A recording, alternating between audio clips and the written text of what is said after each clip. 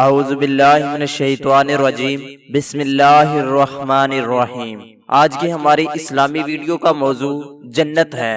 جیسا کہ ہم نے آپ کو پچھلی ویڈیو میں کہا تھا کہ ہم جنت اور جہنم کے بارے میں تفصیلاً ویڈیو بنائیں گے، تو آج ہم صرف جنت کے ٹاپک پر تفصیلاً ویڈیو بنا رہے ہیں۔ مرنے کے بعد دوسری زندگی جو ہمیشہ رہے گی، اس میں ہر انسان کی آخری منزل ہے جو کہ جنت ہے یا پھر جہنم ہے۔ لیکن آخر یہ جنت اور جہنم ہے کیا؟ تو دوستو، آج ہم صرف جنت کے موضوع پر بات کریں گے۔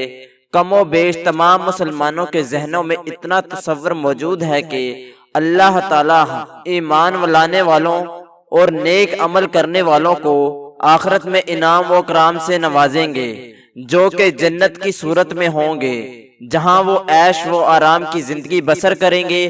پہلے ہم اللہ کی رحمت یعنی جنت کے بارے میں قرآن و احادیث کی روشنی میں آپ کو چند تفصیلات بتاتے ہیں۔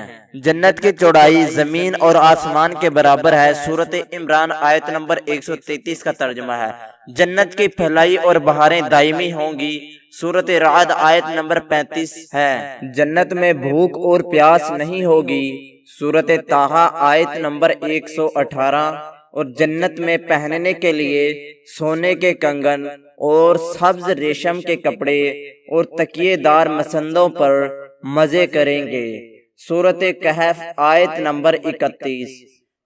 اور جنت میں پینے کے لیے شراب کی نہریں ہوں گی، اور وہ ایسی شراب ہوگی جو عقل پر اثر انداز نہ ہوگی۔ سورۃ صفات آیت نمبر 46 اور 47 ہیں۔ اور اہل جنت والوں کے لیے حوریں ہوں گی، اور ایسی حوریں ہوں گی جو ہیروں اور موتیوں جیسی شرمیلی نگاہوں والی ہوں گی، جنہیں اس سے پہلے کسی جن یا انسان نے چھوا تک نہیں ہوگا۔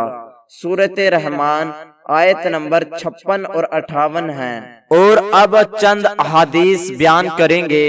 جنت میں ہمیں بیماری، بڑھاپا اور موت نہیں ہوگی، مسلم شریف کی حدیث ہے۔ اور جو حوریں ہوں گی اتنی حسین و جمال ہوں گی کہ اگر وہ اپنے کنگن سمیت دنیا میں جھانک لے تو سورج کی روشنی کو اس طرح ختم کر دے گا جس طرح سورج کی روشنی تاروں کو ختم کر دیتی ہے۔ ترمذی شریف کی حدیث ہے یہ۔ اگر جنتی خاتون دنیا میں ایک بار جھانک لے تو مشرق سے مغرب کے درمیان ہر چیز کو روشن کر دے اور ساری فضا کو خوشبو سے معطر کر دے۔ یہ بخاری شریف کی حدیث ہے۔ جنت کے محلات سونے اور چاندی کی اینٹوں سے بنے ہیں، اور اس کا اگارہ تیز خوشبو والا مشک ہے۔ اس کے سنگریزے موتی اور یاقوت کے بنے ہوئے ہیں، اور اس کی مٹی زعفران کی ہے۔ ترمذی شریف کی حدیث ہے یہ۔ جنت کے 100 درجات ہیں، ہر درجے کے درمیان زمین اور آسمان کے برابر فاصلہ ہے، یہ بھی ترمذی شریف کی حدیث ہے۔ جنت کے پھلوں کا ایک گوشہ زمین و آسمان کی ساری مخلوق کے کھانے سے بھی ختم نہیں ہوگا، یہ مسند احمد کی حدیث ہے۔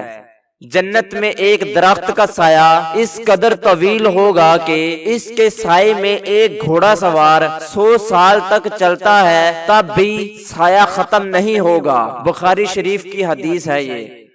جنت میں کمان جگہ ساری دنیا اور دنیا بھر کی تمام نعمتوں سے زیادہ قیمتی ہوگا، یہ بخاری شریف کی حدیث ہے۔